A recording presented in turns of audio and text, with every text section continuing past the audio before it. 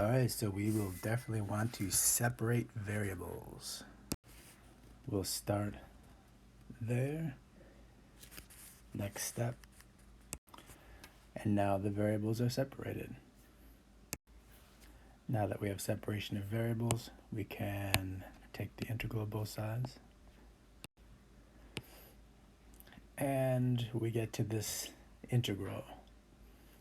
And we talked about 3 different ways of approaching an integral, like this one on the right. Here are the 3 ways we can attack that integrand. One way is to add 2 and subtract 2. And then we essentially have this over itself minus 2 over 2 plus x. And so that over itself is 1 minus, and then 2 over 2 plus x, or 2 of those.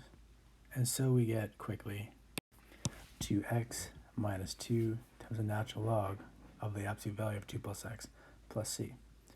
Here's another way we could have done it. 2 plus x divided into x, we could do long division. X divides into x 1 time. 1 times the divisor is the divisor. X minus that is x minus x, which is 0, and we have negative 2.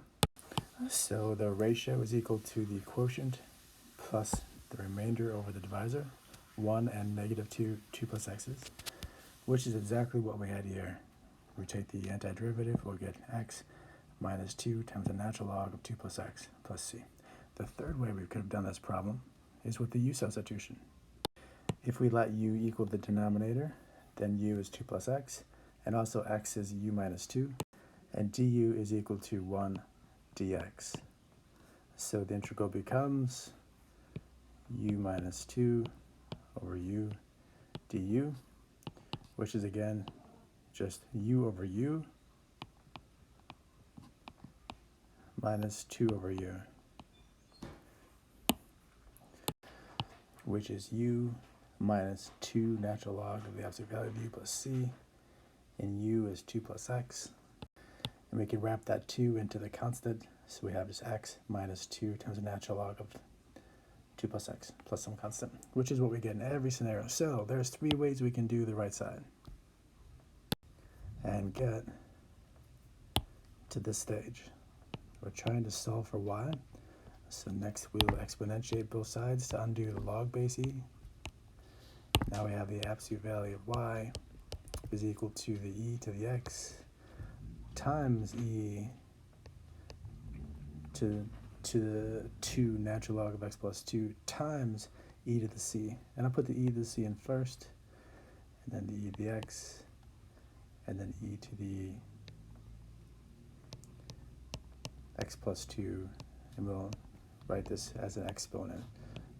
And since we're squaring it, we won't need the absolute value symbols anymore. So this is just some constant.